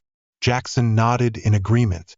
"Now we have a platform, a chance to create real change in how this country treats its warriors when they come home." Ethan was about to respond when his phone rang. On the other end was a secure call from old friends in the SEAL team. The call was brief, but when Ethan hung up, his face grew serious. "There's more to this," Ethan replied, his voice lowered. "Sullivan isn't the only one. Operation Liberty is just one campaign. There are others, similar conspiracies, using veterans as cover without their knowledge. Some of them are even bigger than Echo." The room fell silent as the truth sank in. They had won this battle, but the war was far from over. "So what's our next move?" Jackson asked, his tone suggesting he already knew the answer. Ethan turned back from the window, his eyes sweeping over the faces around him. Emma, unwavering in her determination. Jackson, regaining his honor within the old SEAL team, ready for a new mission. And the Sentinel team, who had found redemption by protecting other veterans from exploitation. "We're going to build something new," Ethan finally said. "A network of veterans helping each other. Not just supporting them when they return home, but protecting them from people like Sullivan, who would exploit their sacrifices for profit." "Using resources from the Foundation," Emma added, catching Ethan's vision. "And connections within the Sentinel group," Jackson contributed. "Along with our special operations experience," Nate concluded. Tyler chuckled, then said, Sounds like we're starting a whole new kind of war. It's not war, Ethan corrected. It's a mission. One we should have been fighting long ago. Protecting our brothers, standing up for what's right. Outside, the media clamored for answers while federal agents continued their investigation. But within the silence of the auto shop office, a new goal was slowly taking shape. The storm of the previous night had revealed the cancer eating away at the veteran community, but it also showed the strength of warriors remembering their true ideals. The first step, Ethan continued, is to reach out to every veteran-owned business that might have been compromised. Warn them, protect them, give them an escape. The Sentinel Group can handle that, Jackson volunteered. We have branches in 12 states. Good men who've lost their way but never their honor. I'll coordinate with medical facilities. Track suspicious patterns. Identify potential targets, Tyler added. Nate and Liam exchanged a glance. We still have contacts in the special operations community, people who need to know what's really going on. Ethan nodded, feeling the familiar calm of a well-planned mission wash over him. Then let's get to work. Because out there somewhere, another veteran is being approached by someone like Sullivan, someone offering a deal that seems too good to be true. But not anymore. Not if we have anything to say about it, Emma said firmly. The sun was high above Ohio's port, its light filtering through the auto shop's windows. The darkness of the night had passed, but the real work was just beginning. Sometimes, the greatest battles aren't fought with weapons, but with the truth, honor, and the unwavering loyalty of warriors remembering their oaths. A month after the confrontation at the port, Harrison's auto and marine, seen from the outside, looked almost normal. The scratches had been fixed, the windows replaced, and familiar customers had returned. But inside the shop, it had become something much more significant. Ethan stood in the newly expanded office, his eyes fixed on the security screens Nate and Liam had installed. These screens displayed logs from veteran-owned businesses across 3 states, an early warning system to detect suspicious approaches or potential intrusions. Latest report from the task force, Emma announced as she entered, carrying a thick file. She had taken leave from the hospital to help coordinate their growing network. They've identified 37 businesses being exploited as potential transportation hubs. Are we in time? Ethan asked, though he already knew the answer. The changes in Jackson's organization were nothing short of remarkable. The Sentinel Group was now officially recognized. As a veterans support organization, they had helped stop 3 intrusions this month. Turns out reformed warriors make excellent protectors. The main section of the shop had now been transformed into a combined operations center and repair workshop. Regular vehicles still came in for repairs, but beneath that normal exterior, the important work continued. Jackson and his core team occupied an area to coordinate with Sentinel branches nationwide. Any updates? Jackson called, approaching with a tablet. The sample analysis software flagged suspicious activity at a transport company in Michigan, owned by a veteran. They've just been approached about an exclusive shipping contract, with tempting financial incentives. Same place Sullivan used, Ethan noted, studying the data. Who approached them? We're working on that, but look at this, Jackson continued. The owner of the company is a former Force Recon, who served with 3 of my brothers. They're in contact, approaching through trusted channels. The back door of the shop opened as Marcus entered. His wounds had healed, though he still moved cautiously. After his testimony helped expose Project Echo, Marcus had become an indispensable part of their campaign. Senator Thompson gave up more of his associates, Marcus reported. 3 congressmen, 2 defense contractors, and a network of front companies stretching from here to Canada. The FBI is on their tail. Ethan nodded, though his expression remained thoughtful. Sullivan still insists he was just following classified orders, but his personal accounts tell a different story. The money trail is leading us to some interesting places, Emma continued, pulling more data onto the main screen. Looking at this pattern, every business that was compromised, every operation that was defrauded, all started the same way. Approached veterans through legitimate channels, offering solutions to their struggles, exploiting their desire to keep serving. Jackson added, his voice full of outrage. They exploited our loyalty and turned it into a weapon against us. The back door opened again as Nate and Liam returned from their latest reconnaissance mission. They had been monitoring suspicious activities around veteran-owned businesses in the area, identifying potential threats before they had a chance to appear. 3 more attempts this week, Nate reported. They're getting desperate, trying to rebuild their network, but our warning system is working great. The veterans are talking to each other, sharing information. Has the foundation grown stronger? Ethan asked. Stronger, with more resources and more connections, Emma replied. We have volunteer special operations veteran teams offering support, intelligence analysts ready to assist. Words spreading through the right channels. Tyler entered next, bringing updates from their medical surveillance network. Hospital administrators in 4 states have reported suspicious approaches. Someone is trying to access veterans' medical records, possibly looking for information to apply pressure. Not anymore, Emma said firmly. We've got monitoring systems in place, secure communication channels between facilities. They can't exploit what they can't access. Ethan moved to the wall where the pictures of their growing network were displayed. Rehabilitated Sentinel programs, veteran-owned businesses, medical experts, and former special forces all working together. What had started from a confrontation in a small auto shop had now become something far more powerful. They'll try again, Ethan said softly.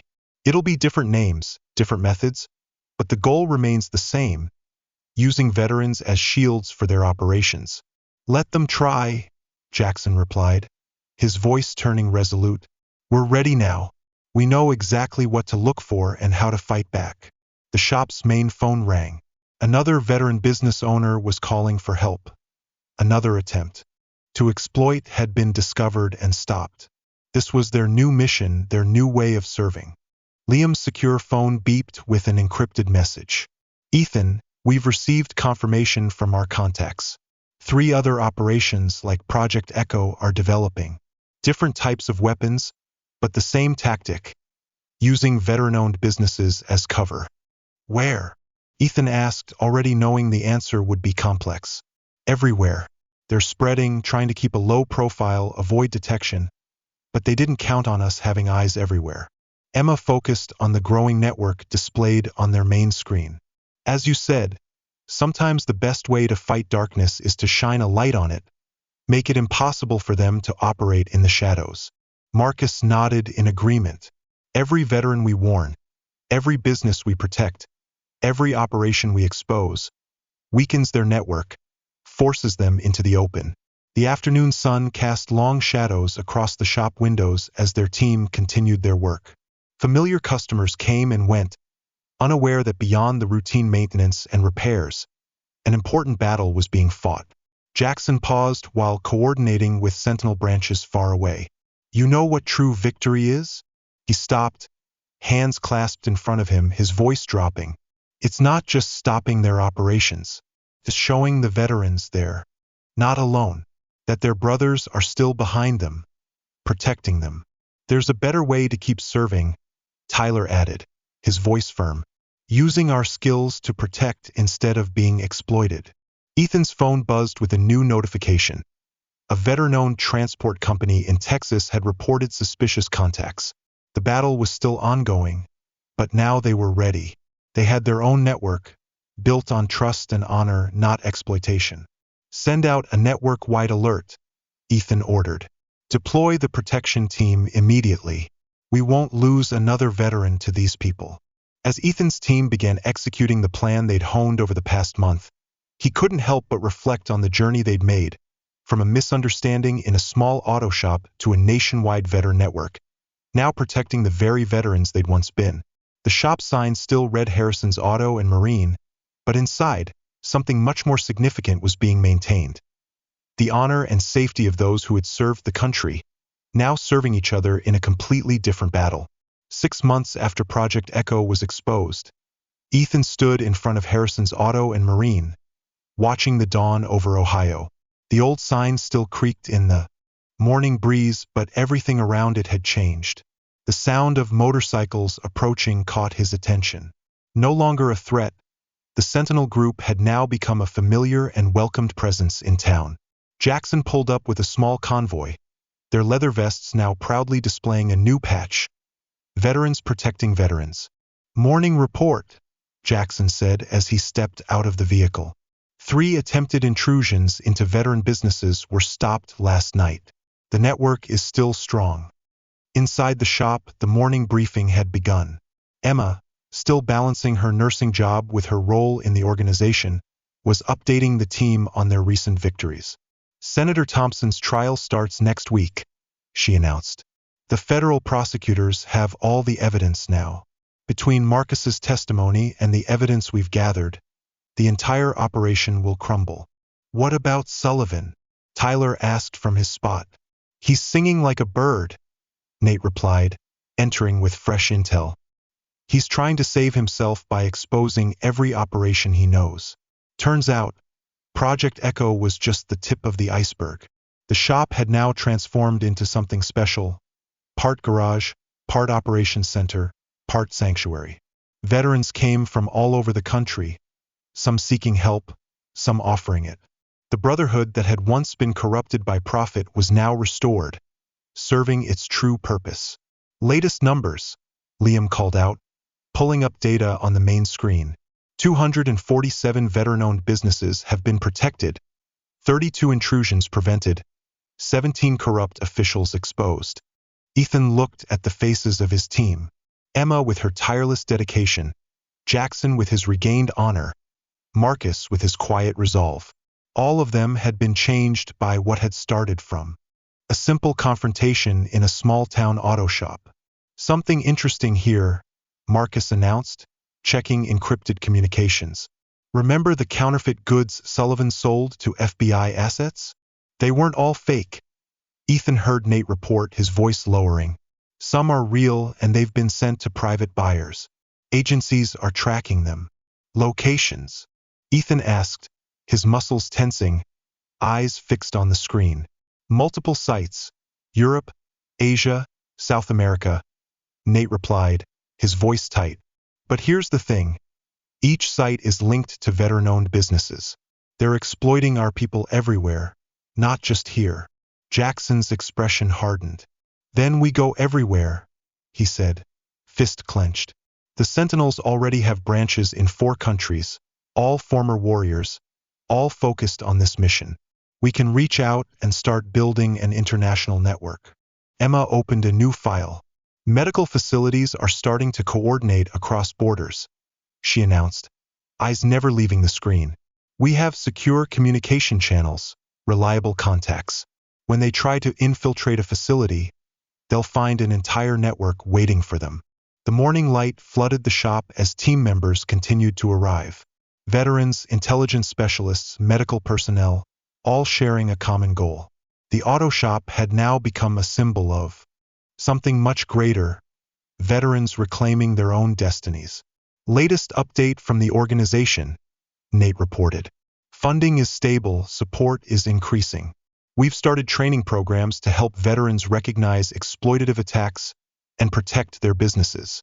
"And what about Sentinel?" Ethan asked, turning to Jackson. "It's all changed," Jackson replied, his voice filled with pride. "From outlaws to protectors. Every branch is now legal, using our skills to defend instead of intimidate. We've even secured contracts with the federal government, legitimate contracts with full oversight." Tyler's computer beeped with a new alert. "Activity on the West Coast," he reported. "Someone's trying to set up a new transportation network using veteran-owned trucking companies. Deploy the response team," Ethan ordered immediately. "Activate full protection mode and alert our international contacts. They may attempt to move operations overseas." The phone at the shop rang again. "Another veteran business owner needs assistance," a voice announced. Another attempted exploitation was detected and stopped before it could escalate. This was their new approach. A new way to serve, a new way to protect each other. "You know what truly strikes me?" Marcus asked softly, staring at the map of their expanding network. "When I first found out what they were doing, I felt alone, thinking no one would believe that veterans would expose these schemes. Not anymore. Not anymore, Emma assured him, her gaze sharp. Now, every veteran knows they have real support. Real support, not the fake help Sullivan offered. Ethan looked at his team, each focused on their role in the shared mission. The initial conflict had ended, but it had sparked something more important. A movement of veterans protecting veterans, warriors reclaiming their true purpose. The priority message just came in. Liam announced, his voice urgent. The FBI is investigating international sites. They're requesting our network support to protect veteran-owned businesses that could get caught up in the conflict. Send the message through the communication channels. Ethan nodded. Full cooperation, but on our terms. We protect our own. Jackson smiled, his face hardening. From local thugs to international operations, I never imagined the Sentinels would stand on the right side of the law. That's the best redemption, Tyler remarked, his voice steady, but his pride evident. Using what we learned in the dark to fight for the light. The auto shop still echoed with the sounds of machinery and the busy hum of daily work as the sun continued its rise. Familiar customers came for repairs, unaware that behind the routine maintenance, a significant mission was unfolding. Veterans helping veterans, warriors protecting one another. There's one more thing, Emma said, her tone unchanged, but her eyes sharp as she scanned data from the hospitals. Remember how they exploited medical records to blackmail? We've just uncovered 3 more attempts to infiltrate veterans' medical files. This time we're ready, Ethan concluded, his hands clenched, his face taut. Because now we understand the strength they tried to use against us, the brotherhood they tried to break. It's always been our greatest asset. They've just shown us how to use it properly. Outside, motorcycles continued to roll in. Sentinel members reported on missions, their leather vests now a symbol of protection, not intimidation. Meanwhile, security screens monitored potential threats. Team members coordinated responses. The sign still read Harrison's Auto and Marine, gently creaking in the wind, but now it stood for something far greater. A beacon for veterans finding their way home, a warning to those who would exploit them, and a reminder that sometimes the greatest victory isn't annihilating your enemies, but turning them into allies. What began with local thugs mocking a mechanic had grown into a glorious network, a mission of protection, and a brotherhood reborn. The war wasn't over, but now they were fighting the right way, together.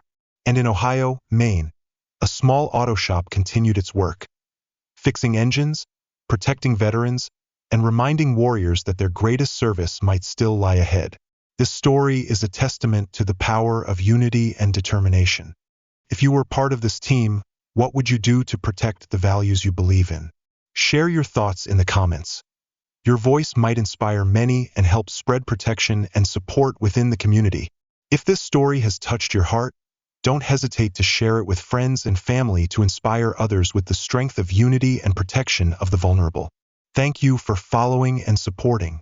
Together, we can create positive change and build a world where protection and loyalty are always upheld. Stay strong and steadfast on your journey. Thank you for supporting the channel.